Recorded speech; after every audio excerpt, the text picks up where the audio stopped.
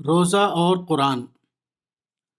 قرآن کی سورہ نمبر 2 میں بتایا گیا ہے کہ اللہ تعالیٰ نے قرآن کو رمضان کے مہینے میں اتارا۔ البقرہ آیت 185۔ اس سے معلوم ہوتا ہے کہ قرآن میں اور رمضان کے مہینے میں خصوصی مناسبت ہے۔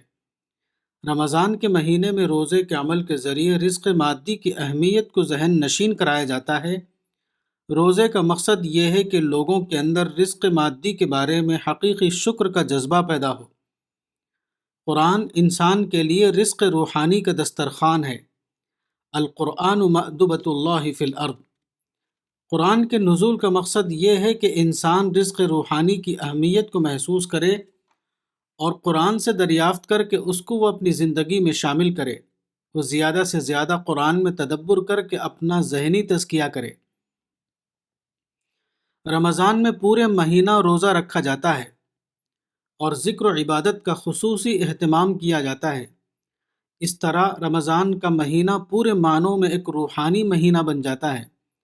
ایسے ماحول میں قرآن کی تلاوت کرنا، تراویح میں قرآن کو سننا، مختلف صورتوں میں قرآن کا چرچا کرنا، یہ چیزیں لوگوں کو یہ موقع دیتی ہیں کہ وہ رمضان میں زیادہ سے زیادہ قرآن سے قریب ہوں، وہ زیادہ سے زیادہ قرآن کو سمجھیں۔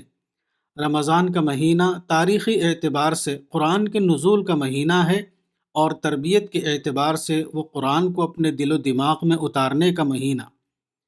قرآن میں ارشاد ہوا ہے لا یمسہ الا المطہرون، سورہ الواقعہ آیت 79۔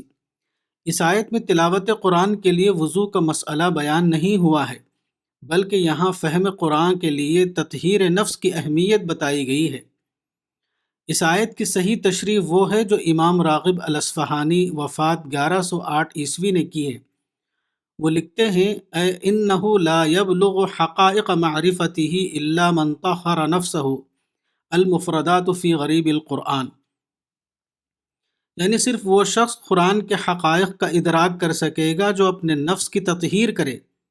صرف فنی مہارت قرآن کو سمجھنے کے لیے کافی نہیں، اور روزہ اسی تطہیر نفس کا ایک مؤثر ذریعہ ہے۔